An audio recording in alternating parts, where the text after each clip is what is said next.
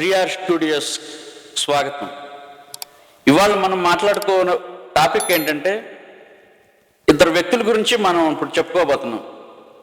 వాళ్ళ గురించి ఎలా పరిచయం చేయాలంటే వాళ్ళని లీడర్లు అనాలా, క్రిమినల్స్ అనాలా, బ్రోకర్స్ అనాలా, పొలిటీషియన్స్ అనాలా, ఏమనాలి అనేది ఈ వీడియో కంప్లీట్ అయిన తర్వాత మీరే ఒక నిర్ణయం తీసుకోవచ్చు. వాళ్ళకి మీరే నామకరణం చేయొచ్చు. వాళ్ళు ఎవరంటే ఒకళ్ళు మాజీ ఎమ్మెల్యే, మాజీ మంత్రి కొడాలి వెంకటేశ్వరరావు, కొడాలి నాని.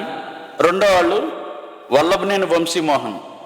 ఒకళ్ళు గుడివాడ ఎమ్మెల్యే, ఒకళ్ళు గన్నవరం ఎమ్మెల్యే, మాజీలు. ఇంతకుముందు జనాన్ని పరిగెత్తించారు, ఇప్పుడు వాళ్ళు పరిగెత్తడం మొదలుపెట్టారు. ఎందుకు ఎలా జరిగింది ఇదంతా అంటే ఒకసారి వాళ్ళ చరిత్రలోకి వెళ్ళాలి. మన దేశంలో కానీ మన రాష్ట్రంలో కానీ రాజకీయాలు ఏ విధంగా తయారయ్యాయి, ఎలాంటి వాళ్ళు మనకి నాయకులుగా వస్తున్నారు, ఎలాంటి వాళ్ళని ప్రజలు నాయకులుగా తీసుకుంటున్నారు అనే దానికి వీళ్ళే ఉదాహరణ. వీళ్ళు ఏనాడు కార్యకర్తలలా తిరగలేదు, ఏ పార్టీలోనూ.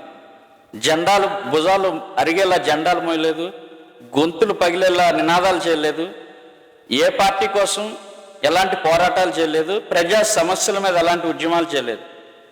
కేవలం ఒక నాయకుడికి కాఫీ కప్పులు అందించి గెస్ట్ హౌస్ల్లో రాత్రిపూట సప్లై చేసి ఎమ్మెల్యే టికెట్ తెచ్చుకుంటే, ఇంకో నాయకుడికి సిగరెట్లు అందించి వెనక డ్రైవర్లా తిరుగుతూ ఎమ్మెల్యే టికెట్ తెచ్చుకున్నారు. ఒక సినీ నటుడి రికమెండేషన్తో వీళ్ళకి ఎమ్మెల్యే టికెట్లు ఇచ్చే పరిస్థితిలో తెలుగుదేశం పార్టీ ఉంది అంటే, మరి 50 సంవత్సరాలు దరిదాపు దగ్గర అవుతున్న తెలుగుదేశం పార్టీ సిద్ధాంతాలు, ఆ పార్టీని స్థాపించిన ఎన్టీఆర్ నిబద్ధతకి ఏనాడో తిలోదకాలు ఇవ్వటం జరిగింది. ఈ విధంగా 2004లో గుడివాడ నియోజకవర్గంలో ప్రజలెవ్వరికీ సంబంధం లేని, ప్రజలు ఏనాడు నాయకుడిగా ఆమోదించని, అంగీకరించని కొడాలి నాని చంద్రబాబు నాయుడు టికెట్ ఇచ్చారు, తెలుగుదేశం టికెట్. అదేవిధంగా 2014లో వల్లభనేని వంశీకి గన్నవరం టికెట్ ఇవ్వడం జరిగింది, అప్పటి వరకు ఉన్న సీనియర్లను కూడా కాదని. ఈ రెండు కూడా ప్రజలు కోరినవి కాదు, ప్రజలు అడిగి తమ నాయకుడిగా టికెట్ ఇవ్వమని చెప్పినవి కాదు. కేవలం రికమెండేషన్తో టికెట్లు తెచ్చుకుని ఎమ్మెల్యేలు అయ్యి కనీసం కార్యకర్తల మద్దతు లేదు, ఇటు నాయకత్వం పట్ల విధేయత లేదు. ఈ ఇద్దరు దౌర్జన్యంతో, రౌడీజంతో, కేవలం బిర్యానీ ప్యాకెట్లు, బీర్ సీసాల కోసం తమ వెంట తిరిగే ఒక 10 మంది గాలి బ్యాచ్ని వెనకేసి తిరుగుతూ జనాన్ని బెదిరిస్తూ అదే పెద్ద హీరోయిజం అనుకుంటూ ఇవాళ ఉన్న ప్రజల్లో, ముఖ్యంగా యువతలో ఇదే పెద్ద నాయకత్వ లక్షణాలు అన్నట్లుగా క్రియేట్ చేసి పబ్బం గడుపుకుని నాయకులుగా చలామణి అయ్యారు. కానీ ఏం సాధించారు వాళ్ళు? నాయకులుగా ఎలా వచ్చినా, నాయకులు అనిపించుకున్న తర్వాత అయినా ప్రజల కోసం ఏమన్నా చేశారంటే లేదు. ఏ రోజు ప్రజలను ఏమి పట్టించుకోలేదు. సెటిల్మెంట్లు, దౌర్జన్యాలు, కబ్జాలు, రౌడీయిజం, ఆస్తులు అక్రమంగా సంపాదించడం, ఇదే వాళ్ళ వ్యవహారం. ఇలాగే సాగింది. ప్రభుత్వం మారినా, నాయకత్వం మారినా ఆ చేసిన తప్పు నుంచి తప్పించుకోవటం కోసం పార్టీలు మారటం. వీళ్ళిద్దరూ చేసింది అదే. తెలుగుదేశం పార్టీలో ఉండగా తమకు రాజకీయ భవిష్యత్తు లేదు. అది ఏ రకంగా అయినా, తమ కులం వల్ల కావచ్చు, తమకు లేని నాయకత్వ లక్షణాల వల్ల కావచ్చు, తమకు ప్రజల నుంచి సరైన మద్దతు లేదు, వచ్చే ఎన్నికల్లో ఇదే పార్టీ తరపున నిలబడితే తమకు అవకాశం ఉండదు అనే ఆలోచన వల్ల కావచ్చు పార్టీ మారిపోయారు. అయితే ఈ విష బీజాలను నాటింది ఎవరు అసలు? ఇంకెవరు? చంద్రబాబు నాయుడు. 2004లో కొడాలి నాని గుడివాడలో నిలబెట్టిన, 2014లో గన్నవరంలో వల్లభనేని వంశీని నిలబెట్టిన ఆ విష బీజాలకి ప్రాణం పోసింది చంద్రబాబు నాయుడే. వాళ్ళ నాయకులుగా గుర్తించా? కాదు. మరి ఎందుకని వారికి టికెట్లు ఇవ్వటం జరిగింది అంటే ఆయనే సమాధానం చెప్పాలి. కానీ దానికి ఫలితం అనుభవించింది ఎవరు? చంద్రబాబు నాయుడే. ఎందుకంటే జగన్మోహన్ రెడ్డి పక్షాన్ని చేరిన తర్వాత వాళ్ళు చంద్రబాబు నాయుడిని, లోకేష్ని, తెలుగుదేశం పార్టీని వాళ్ళిద్దరూ వల్లభనేని వంశీ కానీ కొడాలి నాని కానీ తిట్టిన తిట్లు ఎవరూ తిట్టలేదు. తమకు రాజకీయ జన్మనిచ్చిన పార్టీని, తమకు భవిష్యత్తు ఇచ్చిన నాయకుడిని వాళ్ళు అలా మాట్లాడగలిగారు. రేపు జగన్మోహన్ రెడ్డిని కూడా అలాగే మాట్లాడతారు. వాళ్ళకి ఒక సిద్ధాంతం కానీ, నిబద్ధత కానీ, విశ్వసనీయత కానీ ఏమీ లేవు. వాళ్ళకి కావాల్సింది తరతరాలకి ఏం చేసుకోవాలో తెలియనంత డబ్బు, నలుగురి మీద పెత్తనం చేసే అధికారం, అందరినీ బెదిరించి మనుగడ సాగించాలన్న ఒకే ఒక్క లక్షణం అంతే. ఒక వ్యక్తి బాగా చదువుకున్నాడు, పశువుల డాక్టర్. ఇంకొక వ్యక్తి స్కూల్ విద్య కూడా కంప్లీట్ చేయలేదు. కానీ ఇద్దరు ఒకటే. అలానే వాళ్ళు ఎలాంటి నేపథ్యం నుంచి వచ్చారంటే ఇద్దరు మంచి నేపథ్యం, ఇద్దరు కుటుంబాలు మంచి పేరున్నవే. ఇటు వల్లభనేని వంశీ వాళ్ళ కుటుంబానికి కానీ, వాళ్ళ తండ్రి కానీ, ఇటు కొడాలి నానికి కానీ, వాళ్ళ తండ్రి కానీ, కుటుంబం కానీ ఇద్దరు మంచి కుటుంబాల నుంచి వచ్చిన వాళ్ళే. కానీ వాళ్ళు ఎందుకు అలా అయ్యారు అంటే డెస్పరేషన్.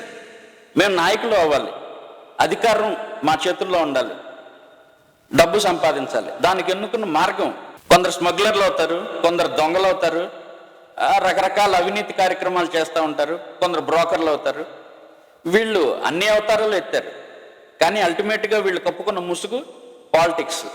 పొలిటికల్ లీడర్లు అయిపోతే ప్రక్షాళన అయిపోతుంది అనుకున్నారు. ఇప్పుడు జరుగుతున్నది అదే. దేశంలో ఎంత అవినీతిపరుడైనా అధికారంలో ఉన్న పార్టీలో చేరితే ఆ కేసులన్నీ మాఫీ, ఆ తప్పులన్నీ చెరిగిపోతాయి. వీళ్ళు అదే పని చేశారు. కానీ ఎల్లకాలం సాగుతుంది, అలాగా సాగలేదు. వాళ్ళు జగన్మోహన్ రెడ్డిని నమ్ముకుని 30 సంవత్సరాల పాటు అధికారంలో ఉండిపోతున్నాడు. చంద్రబాబు నాయుడికి, తెలుగుదేశానికి భవిష్యత్తు లేదన్న అతి ఆత్మవిశ్వాసంతో నోటికొచ్చినట్టుగా ఇష్టం వచ్చినట్టు మాట్లాడారు. అదే వాళ్ళకి పెద్ద అడ్డంకి అయిపోయింది. ఇవాళ వాళ్ళకి రాజకీయ భవిష్యత్తు కాదు, ఏ భవిష్యత్తు లేదు. పాపం జైల్లో సెల్లో మగ్గాల్సిన పరిస్థితికి వెళ్ళిపోయారు వాళ్ళు.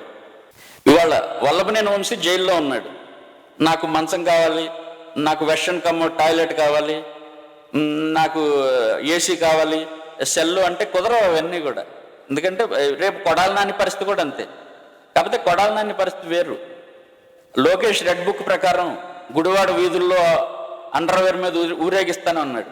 అతనికి ఆ భయాలు, ఆ భేషాలు ఏమీ లేవు. కావాలంటే అండర్వేర్ కూడా తీసి భుజాన్ని వేసుకుని నడిచి వెళ్ళిపోగలడు. అంటే ఆ స్థాయికి వెళ్ళిపోయాడు అతీతంగా. తను ఎవరిని లెక్క చేసే పరిస్థితి లేదు. ఇంకా వల్లభనేని వంశీకే కొంచెం ఇలాంటి సెషబిషలు కొన్ని ఉన్నాయి, వాటిని చూపిస్తున్నాడు. చూపించి అతను సాధించేది ఏమీ లేదు. ఇవాళ అతను జగన్ను కాపాడలేడు, చంద్రబాబు నాయుడు కాపాడలేడు. ఎందుకంటే ప్రజల నుంచి అతనికి కనీసం మద్దతు లేదు. కనీసం ఒక్కళ్ళు కూడా బయటకు వచ్చి ఇది తప్పు, ఇలా అన్యాయంగా కేసులు ఇరికించారు అన్న వాళ్ళే లేరు. ఇది జరగాల్సిందే, తగిన శాస్తే అంటున్నారు. అంటే వీళ్ళు ఈ 20 ఏళ్ల రాజకీయ జీవితంలో సాధించింది ఏంటి చివరికి? మన తెలంగాణ, ఆంధ్ర 2 రాష్ట్రాల్లోనూ కూడా బహుశా భవిష్యత్తులో మరో కొడాలి నాని కానీ, వల్లభనేని వంశీ కానీ అలాంటి నాయకులు రాజకీయాల్లోకి రాకూడదంటే అలాంటి వారిని నాయకులుగా ఎంకరేజ్ చేయకూడదు. అది ఎవరి బాధ్యత? పార్టీల బాధ్యత, పార్టీ అధినాయకత్వాల బాధ్యత. కేవలం తాత్కాలిక ప్రయోజనాల కోసం ఆ సీటు గెలిస్తే చాలు అని ఎవరినో ఒకరిని ఎలా సంపాదించాడో తెలియదు, ఎలా వచ్చాడో తెలియదు, ఏం చేస్తాడో తెలియదు, అతని సిద్ధాంతం తెలియదు, అతని లక్షణాలు తెలియదు. మనకు గెలవటం కావాలి అని చెప్పి ఎవరిని పెడితే వాళ్ళకి సీట్లు బేరం పెట్టి అమ్ముకుంటే ఇలాంటి పరిస్థితులు ఎదురవుతాయి. వాళ్ళు తలదించుకోవాల్సింది ఒక వైసీపీనో జగన్మోహన్ రెడ్డే కాదు, చంద్రబాబు నాయుడు, తెలుగుదేశం పార్టీ కూడా. ఎందుకంటే ఆ ఫ్యాక్టరీ నుంచి వచ్చిన నాయకులే వీళ్ళు. ఇది కేవలం ఒక పార్టీకో ఒక వ్యవస్థకో కాదు, మొత్తం మన దేశంలో ఉన్న ప్రతి ఒక్క రాజకీయ పార్టీకి, వ్యవస్థకు కూడా గుణపాఠం లాంటిది. ఈ పాఠం దీన్ని అర్థం చేసుకుని పాటిస్తే మంచిది. లేదు మేము కూడా అలాగే తయారవ్వాలి, తర్వాత ఏది జరిగితే అది జరుగుతుంది, ఇవాళ ప్రయోజనాలే మాకు ముఖ్యం అనుకున్న వాళ్ళు తర్వాత జైలు జీవితాలు గడపటానికో, ప్రజలతో చీకొట్టించుకోవటానికో, అవకాశం ఉంటే రాళ్లతో కొట్టించుకోవడానికో సిద్ధపడటం మంచిది. మీరు ఇలాంటి మరిన్ని వీడియోలు చూడాలి అనుకుంటే శ్రీఆర్ స్టూడియోస్ని సబ్స్క్రైబ్ చేయండి.